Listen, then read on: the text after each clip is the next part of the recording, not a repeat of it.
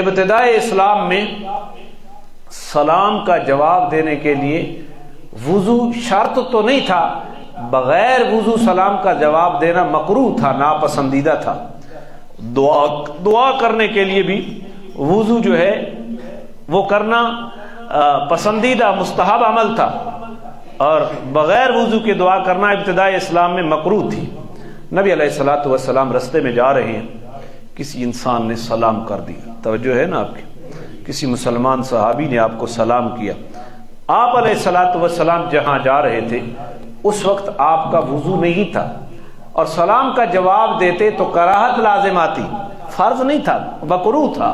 تو آپ علیہ السلام نے وہ جو دیوار تھی جہاں سے گزر رہے تھے اس دیوار کے ساتھ تیمم کیا، اور تیمم کر کے سلام کا جواب دیا۔ تیمم کر کے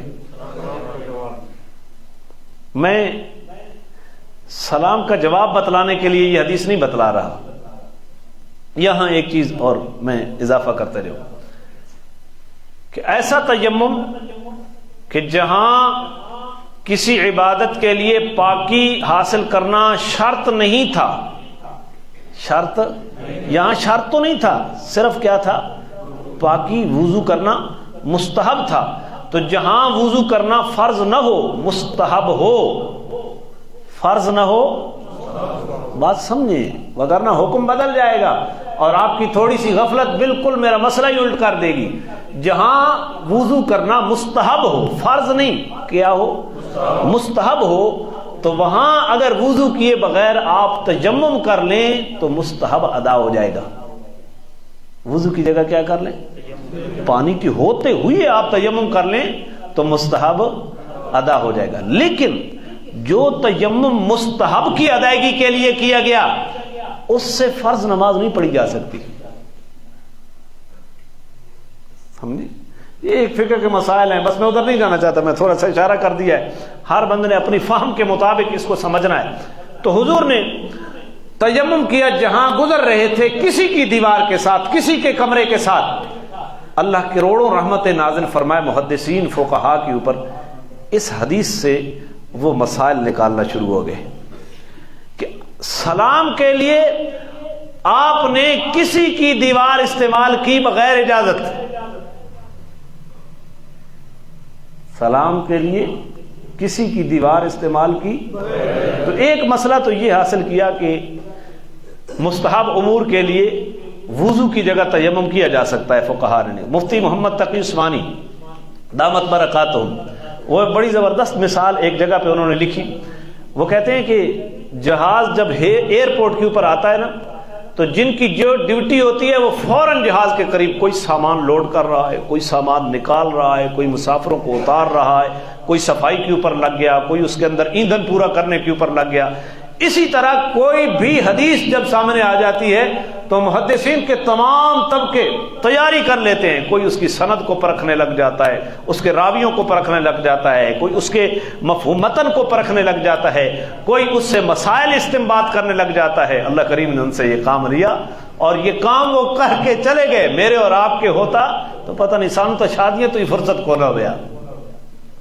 یہ کام 5000 راویوں کے حالات انہوں نے قلم بند کیے کہ وہ کیسے حالات تھے۔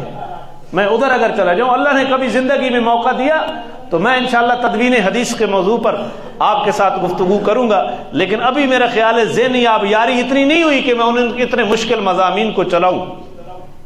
تو اللہ نے کبھی موقع دیا، انشاءاللہ یہ اس کلاس چلتی رہی تو بیان کروں گا۔ تو محدثین اس طرح تو ایک مسئلہ تو یہ نکالا، دوسرا مسئلہ یہ نکالا کہ رسول اللہ صلی اللہ علیہ وسلم نے کسی کی دیوار کو تیمم کے لیے بغیر اجازت کے کیوں استعمال کیا؟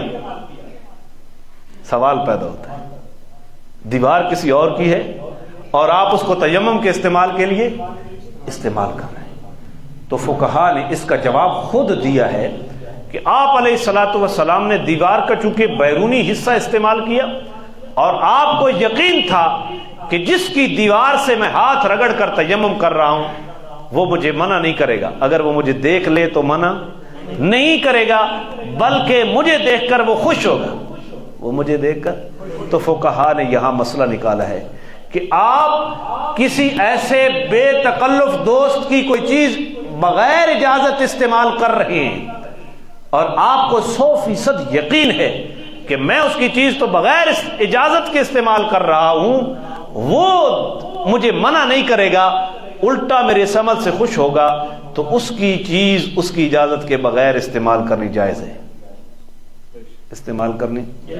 اور اگر وہ اجازت نہیں دے رہا تو پھر اسی حدیث کی طرف لایا جائے گا، لا یحل مال امرئ مسلم الا بطیب نفس، کسی مسلمان کا مال اس کی دل کی خوشی کے بغیر اس کا استعمال جائز نہیں ہے۔ یہاں اجازت نہیں کہا گیا بلکہ دل کی خوشی کہا گیا ہے۔ ایک بندہ ہو سکتا ہے کسی کی شخصیت سے مرعوب ہو کر یا مربت کے دباؤ کے نیچے آ کر وہ اجازت تو دے دے لیکن دل سے خوش نہ ہو،